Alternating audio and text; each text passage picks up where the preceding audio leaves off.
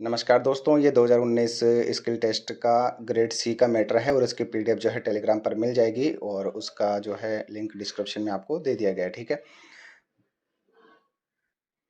Dictation start होगी 3 second बाद। Start. माननीय सदस्यगण, भारत में चल रहे आर्थिक संकट के बारे में चर्चा के दौरान मैं कुछ तथ्य पेश कर रहा हूं।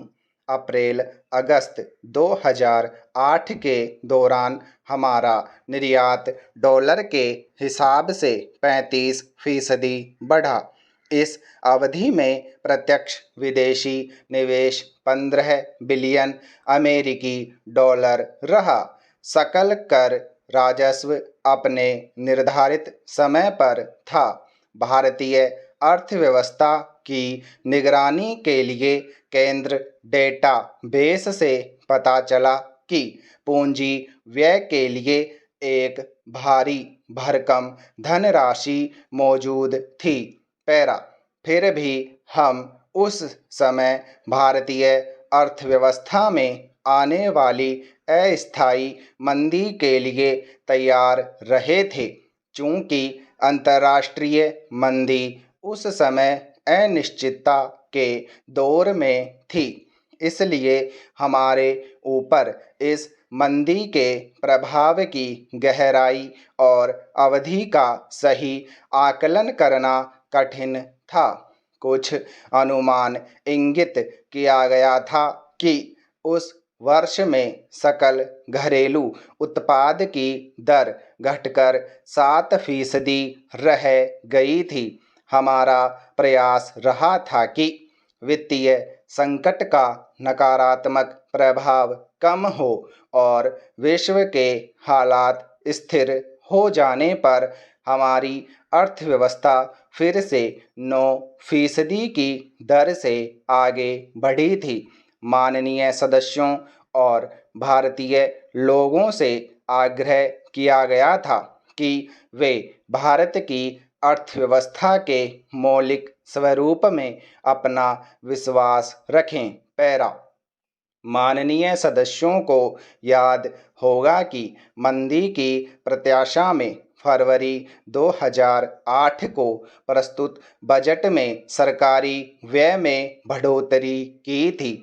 व्यय प्रस्तावों की उस समय कुछ हलकों में आलोचना की गई थी, किंतु यह देखकर खुशी हो रही थी कि उस समय इस बात को व्यापक तौर पर स्वीकार किया जाने लगा था कि सरकारी व्यय में वृद्धि करना इस समस्या के समाधान का एक महत्वपूर्ण हिस्सा था। यह समझा जाने लगा था कि शिक्षा, स्वास्थ्य, राष्ट्रीय ग्रामीण रोजगार गारंटी कार्यक्रम, राष्ट्रीय ग्रामीण स्वास्थ्य मिशन, त्वरित सिंचाई लाभ कार्यक्रम, जवाहरलाल नेहरू राष्ट्रीय शहरी नवीकरण मिशन और अन्य कार्यक्रमों पर किया गया व्यय उस मुश्किल दौर में देश के लिए मददगार रहा था। इसके अलावा किसानों को लगभग 4 करोड़ रुपए की ऋण माफ़ी और ऋण सहायता से देश के किसानों को बहुत लाभ मिला था और वे उत्पादन बढ़ाने के लिए प्रोत्साहित हुए थे। पैरा। माननीय सदस्यगण, भारत के सम्मुख पहले भी चुनौतियां आई थीं और उनका उसने मुकाबला किया गया था। हम मौजूदा चुनौतियों का भी सामना करने में समर्थ होंगे। भारत के सामने जब भी चुनौतियां आई हैं, भारत की जनता ने सामने आकर उन चुनौतियों को एक अवसर के रूप में लिया है। भय के लिए कोई जगह नहीं है। यह समय उद्देश्य पूरक एकता और संकल्प रूपी कार्यवाही करने का है। मैं सरकार तथा अधिकारियों द्वारा किए गए उपायों के लिए इस माननीय सभा के सभी वर्गों का सहयोग चाहता हूँ। माननीय सदस्यगण, मैं जानता हूँ कि अब एक महत्वाकांक्षी भारत का उदय हो रहा है। एक ऐसा भारत जहां अधिक अवसर, अधिक विकल्प, बेहतर आधारभूत संरचना तथा अधिक संरक्षा एवं सुरक्षा होगी। हमारे युवा, जो हमारी सबसे बड़ी राष्ट्रीय धरोहर है, आत्मविश्वास और साहस से परिपूर्ण हैं। मुझे इसमें कोई संदेह नहीं कि इनका जोश, इनकी ऊर्जा और इनका उद्यम भारत को नई ऊंचाइयों तक ले जाएगा। इन आकांक्षाओं के बीच हमारे सामने आर्थिक मंदी, रोजगार सुरक्षा और रोजगार के अवसरों के सृजन की चुनौतियां भी हैं। समाज हमारी महिलाओं और बच्चों की सुरक्षा को लेकर चिंतित हैं। समय पर अपेक्षित सेवाओं के प्राप्त करने तथा व्याप्त सामाजिक एवं आर्थिक असमानता को लेकर भी चिंतित हैं। पैरा, पिछला वर्ष वैश्विक अर्थव्यवस्था के लिए कठिन रहा है। यूरोप में आर्थिक मंदी का दौर चल रहा है। अधिकांश उभरते बाजारों में विकास की गति बहुत धीमी है। यह वर्ष भारत के लिए भी कठिन रहा है। वैश्विक एवं घरेलू दोनों ही कारणों से हमारा विकास प्रभावित हुआ है। हमें इन दोनों के दुष्प्रभावों का समाधान करना होगा।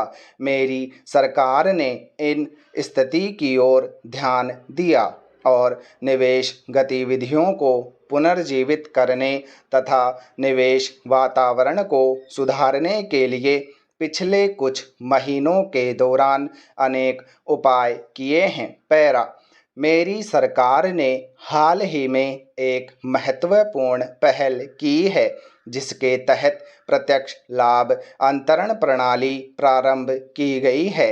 इससे सरकार द्वारा दिए जाने वाले लाभों तथा छात्रवृत्ति, पेंशन और मातृत्व लाभ को सीधे लाभार्थियों के खातों में भेजा जा सकेगा। लाभार्थी अपनी आधार संख्या के माध्यम से इन लाभों को प्राप्त कर सकेंगे। आने वाले समय में प्रत्यक्ष लाभ अंतरण प्रणाली के अंतर्गत मजदूरी तथा खाद्य पदार्थों एवं एलपीजी पर दी जाने वाली सब्सिडी को भी शामिल किया जाएगा। इस प्रणाली की सहायता से निधि के रिसाव को कम करने, लाखों लोगों को वित्तीय प्रणाली के अंतर्गत उपयोग के क्षेत्र में एक नई दिशा निर्धारक का कार्य करेगी। परंतु प्रत्यक्ष लाभ अंतरण प्रणाली सार्वजनिक सेवाओं का स्थान नहीं लेगी और यह सार्वजनिक वितरण प्रणाली की पूरक होगी। पैरा, माननीय सदस्यगण, पिछले वर्ष में समाप्त हुई 11वीं पंचवर्षीय योजना में सकल घरेलू उत्पाद की औसत वार्षिक वृद्धि दर 8% थी। इस योजना का उल्लेखनीय पहलू यह रहा कि इसमें पिछले दशक की तुलना में गरीबी में तेजी से कमी के साथ सामाजिक समावेशिता की दिशा में भी प्रगति हुई है। राष्ट्रीय विकास परिषद ने हाल ही में 12वीं पंचवर्षीय योजना का अंगीकार किया है, जिसमें तीव्रतर, अधिक समावेशितापूर्ण और चिरस्थायी विकास पर और अधिक बल दिया गया है। 12वीं योजना में यह माना गया है कि विकास के नतीजे हमें तभी प्राप्त होंगे जब हम कठिन निर्णय ले पाएंगे। इस योजना में केंद्र द्वारा प्रायोजित स्कीमों को समेकित करते हुए इनकी संख्या कम करने और इन्हें अधिक लचीला बनाने का प्रस्ताव है। इससे राज्यों को नए प्रयोग और नई पहल करने के लिए वांछनीय स्वतंत्रता प्राप्त हो सकेगी। पैरा। हाल में भारतीय अर्थव्यवस्था के विकास की गति धीमी रही है। चालू वित्त वर्ष की प्रथम 6 माही में सकल घरेलू उत्पाद की वास्तविक वृद्धि दर लगभग 5% रही। स्टॉप।